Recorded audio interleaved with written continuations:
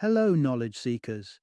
In this episode of 20-Minute Books, we dive into Just Keep Buying by Nick Maggiulli, a refreshing take on personal finance, published in 2022. Maggiulli, the Chief Operating Officer and Data Scientist at Ritholtz Wealth Management, as well as the author behind the acclaimed Dollars and Data blog, brings his expertise to the forefront, challenging long-held beliefs about saving and investing. This book is not just another financial guide. It's a myth-busting journey that delves into the psychology of money, offering realistic advice for making sound financial decisions. Whether you consider yourself a hopeful saver, someone who feels guilty about spending, or a future investor, Just Keep Buying provides clear, data-driven insights for anyone looking to improve their financial health. With contributions to major publications like the Wall Street Journal, the Los Angeles Times, and CNBC, Maggiulli's credentials speak volumes about his authority in personal finance advice. Prepare to rethink everything you thought you knew about managing your money as we explore the key takeaways from Just Keep Buying.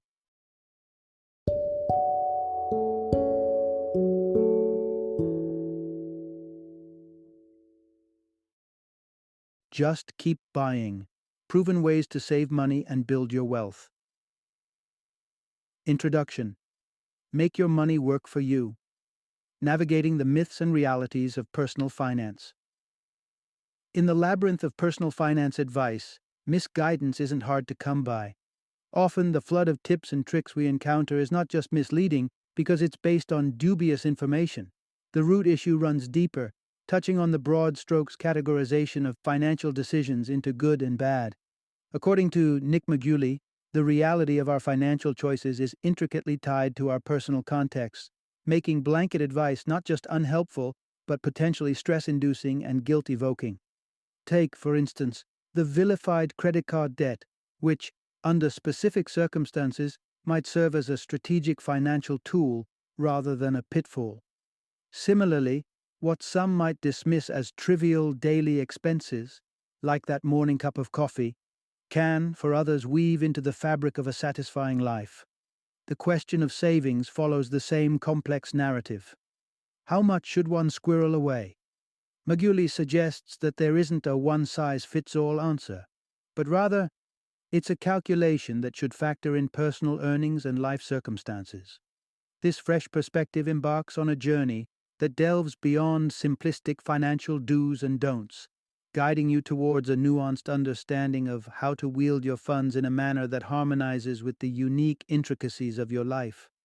Throughout this narrative, you will discover invaluable insights, including the savings wisdom hidden within the life cycle of an Alaskan fish, shedding light on the intricacies of saving for the future, the often overlooked benefits of pouring investments into sluggish markets, and strategies for indulging in your spending desires without the accompanying side dish of guilt. By embracing this approach, you're not just steering clear of the widespread misinformation plaguing discussions about money. You're also pledging allegiance to a philosophy that sees beyond generalizations, honoring the diverse realities of individual lives. Transform your relationship with money from a source of worry to one of empowerment, where every financial decision is a stepping stone towards your uniquely defined success and satisfaction. Part 1. Unlocking the Secret to Saving. Lessons from Alaska's Waters. Imagine embarking on a financial journey, but instead of beginning amidst the bustling energy of global financial hubs, we start in the tranquil, verdant wilderness of southern Alaska. It's here, in the world's largest temperate rainforest, among streams teeming with the Dolly Varden char, that we find an extraordinary metaphor for saving money. These streams, sparse in sustenance for most of the year, come alive with opportunity when salmon, brimming with eggs, make their seasonal return. The Dolly Varden char sees this bounty, feasting on the eggs during these fertile months, only to face a stark food desert once the salmon depart. Despite the seeming impossibility of their survival, the char thrive thanks to their remarkable ability to adapt. They shrink their digestive organs and slow their metabolism in lean times, only to expand and accelerate when food is plentiful. This biological phenomenon, known as phenotypic plasticity, illustrates a powerful principle. Adaptability is key to survival. What does this have to do with finance? The tale of the Dollyvarden underscores a fundamental truth about saving money: the importance of adapting to our financial environment. The internet is awash with advice on saving, offering ratios and benchmarks aplenty, suggesting a one-size-fits-all approach. However, these guidelines often overlook the reality that our ability to save is profoundly influenced by our income, which itself is subject to change over time. In the United States, the disparity in savings across income brackets is stark, with those in the lowest bracket saving a mere 1% of their income, compared to the 25% savings rate among the highest earners. These differences highlight the fallacy of prescribing a universal saving strategy. Our financial realities are far too varied, shaped by shifting life circumstances, career changes, geographic relocations, family milestones, and unexpected events. Taking inspiration from the Dollyvarden, we can embrace a more nuanced approach to saving. Save what you can, when you can. This means recognizing the times in our lives when we're in a position to save more and seizing those opportunities, while also being forgiving of ourselves during leaner periods. Like the adapting our saving habits to our current situation can ensure we not only survive but thrive in the ever-changing financial landscape. Part 2. Navigating your financial landscape. Setting a realistic savings goal. Shifting our focus from moral imperatives to the pragmatic elements of saving can indeed transform how we approach our finances. At its core, the act of saving money is governed not by notions of what we should do, but by the straightforward mathematics of what is actually feasible given our earnings and expenditures. So, let's pivot away from the often misguided advice scattered across the internet and ask ourselves a more tangible question. What is your current financial situation, and how much are you truly able to save? This endeavor requires us to engage in a bit of personal accounting, a task that, while simple in framework, can be intricate in practice. Accounting breaks down into two primary columns: money coming in and money going out. The formula then becomes apparent. Savings equals your income minus your outgoings. Identifying your income is usually straightforward. It's the amount reflected on your paycheck. Determining outgoings, however, presents a greater challenge. While the suggestion to monitor every penny spent is common, it proves unfeasible for many, including the author himself. Fixed costs like rent and utilities are predictable, but variable expenses often elude meticulous tracking. The solution lies in simplification. By identifying your fixed expenses and making educated estimates for variable costs such as groceries, entertainment, and transportation, you can paint a general picture of your monthly spending. This exercise might reveal, for instance, that out of a $4,000 monthly take-home pay, you have $1,000 that could potentially be saved after covering a $3,000 spread of both fixed and variable costs. Yet the pressing question remains: is this leftover amount sufficient for your goals, particularly retirement? Common wisdom suggests needing 25 times your annual spending to comfortably retire, but the adequacy of your savings ultimately depends on your lifestyle expectations. If the number you've arrived at feels insufficient, you're faced with two paths. The hard truth, and arguably the most effective solution, involves seeking ways to increase your income. This realization can be daunting, which might explain why so much financial guidance leans towards the less desirable alternative, reducing your current quality of life in the quest for greater savings. However, embracing the challenge of growing your income rather than resorting to drastic lifestyle changes aligns with a healthier, more sustainable approach to achieving your long-term financial goals. This strategy recognizes the importance of maintaining a quality of life that brings happiness and satisfaction, even as you navigate the journey toward financial security. Part 3. Boosting your income through smart investments. The truth about saving is somewhat sobering. There's only so much you can cut back on before you hit a wall. Saving's potential to grow your wealth has its limits, a ceiling reached with far less effort than many realize. When it comes to expanding your financial horizons, however, the sky can seem like the only boundary.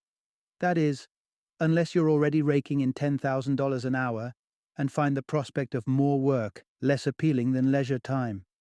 For the vast majority, though, seeking ways to enhance one's income is the next logical step in financial growth. But how? Enter the world of horse racing and the story of Jeff Sader, a man who turned the industry on its head by discovering a novel predictor of a horse's racing potential, the size of its left ventricle. His success story isn't just about horses, it's a parable for cutting through complexity to find the singular data point that can guide decisions, including those about investments. Warren Buffett, one of the most successful investors in history, simplifies the investment decision-making process with a straightforward observation. Over time, stock markets generally trend upward. Despite a century marked by wars, economic downturns, and crises, the Dow Jones Industrial Average still soared by an incredible 160,000% after adjusting for inflation. This remarkable statistic forms the backbone of a strategy encapsulated by the mantra to just keep buying stocks. Over the long haul, consistently investing in the market is likely to yield positive returns. Even sluggish markets, such as Japan's, which has yet to recoup its peak values from 1989, demonstrate the value of persistent investment. A hypothetical one-time investment might have dwindled, but regular contributions over the years would have grown significantly, outpacing inflation's erosive effects on cash savings. Diversification is the key to leveraging this upward trend across different markets. Investing in a global index, for example, spreads risk across a wide array of companies and markets, each with their unique trajectories, but collectively moving forward. Although the minutiae of investment strategies and market analysis should be left to financial advisors, the underlying principle remains uncomplicated. Align your investments with the overarching upward trajectory of global financial markets to effectively grow your income. By adopting this approach, we can harness the collective upward momentum of the world's economies, taking a leaf from both Sader's innovation in horse racing and Buffett's investment philosophy. This counterintuitive insight doesn't promise immediate riches, nor does it negate the reality of market fluctuations and risks. However, it underscores a potent truth about building wealth, that a consistent, diversified investment strategy is akin to betting on the future's promise, hitching your financial well-being to the inevitable advancements of the global market. Part 4. Reframing Debt, a lesson from the desert. Picture the vast arid expanse of a desert, home to two distinct botanical survivors, the fleeting annuals and the enduring perennials. It's among the annual plants, however, where we uncover a striking parallel to the world of finance. These plants produce seeds that don't all sprout immediately. Some wait, biding their time for the perfect moment. This deliberate delay, an evolutionary strategy known as bet hedging, ensures survival by not putting all their seeds in one basket, so to speak. This approach may seem illogical at first glance.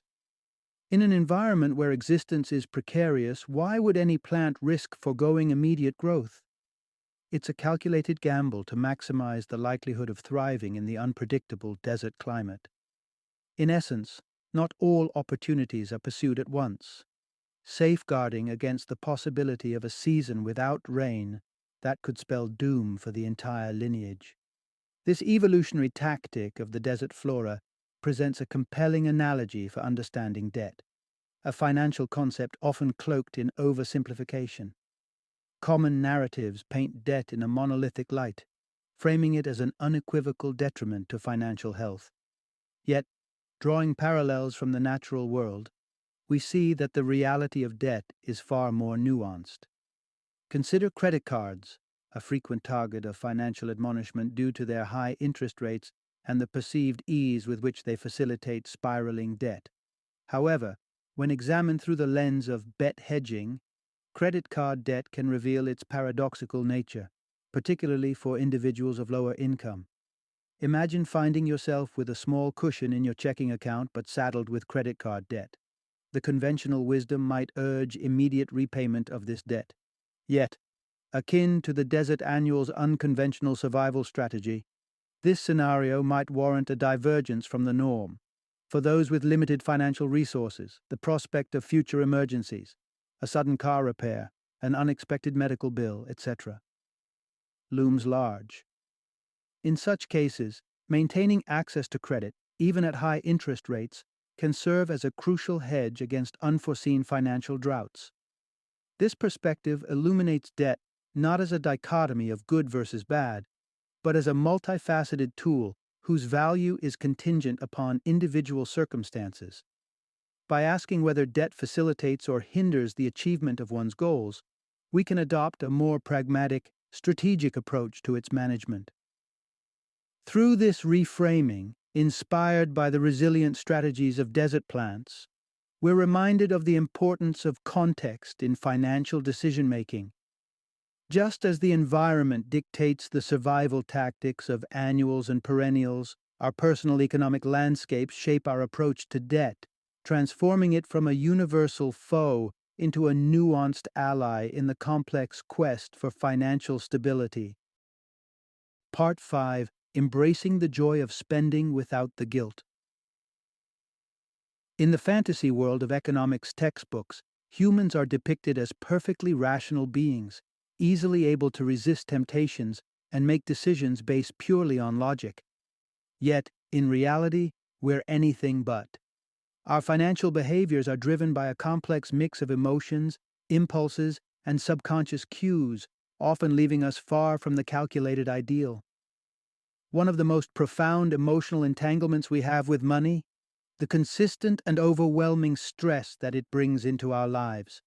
Surveys by organizations from the American Psychological Association to Northwestern Mutual paint a stark picture. Money is a leading source of stress for Americans across the board, regardless of income level. Even investors with significant wealth express concerns over not having saved enough. But what lies at the heart of this pervasive unease? Guilt. We're inundated with financial advice that seems engineered to make us second-guess our spending habits at every turn, from the morning latte to the organic groceries. The underlying message is clear and guilt-inducing.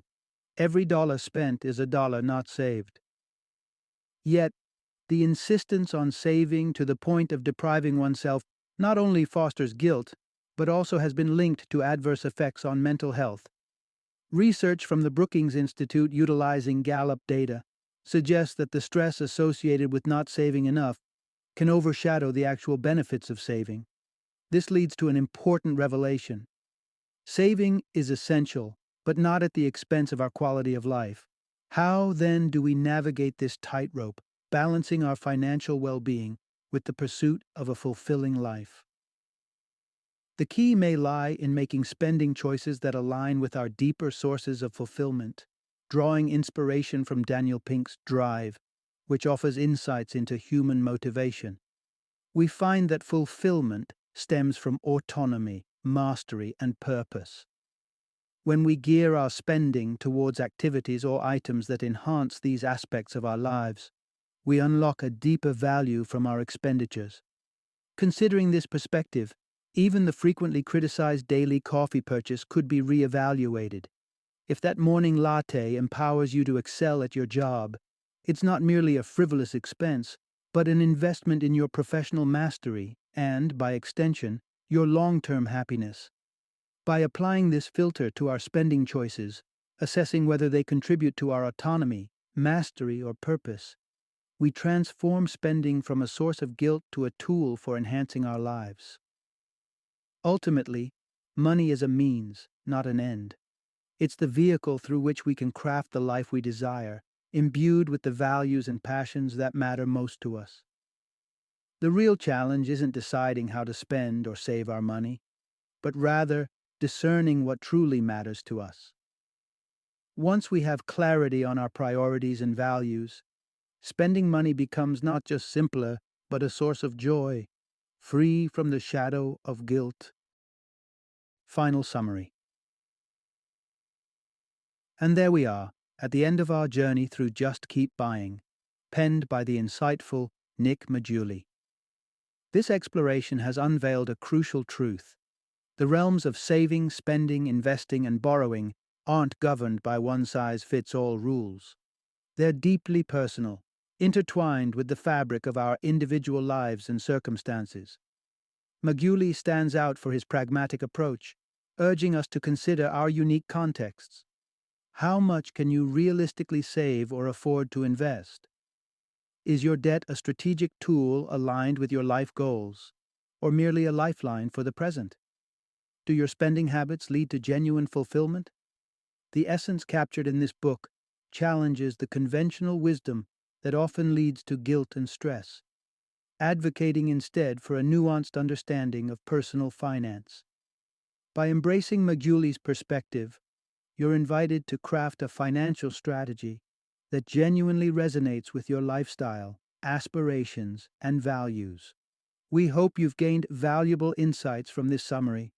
Your thoughts and ratings are immensely appreciated, so please, take a moment to reflect on your takeaways and share your feedback. How has this journey influenced your views on personal finance? Let us know.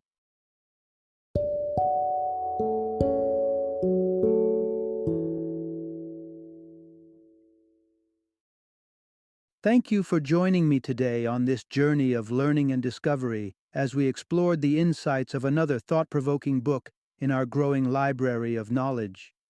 If you've enjoyed our time together, please take a moment to follow our podcast, give us a 5-star rating, and share 20-minute books with other knowledge seekers. Your support truly means a lot. Don't forget to join me again in the next episode, where we will delve into another enriching book. Until then, happy reading and happy listening.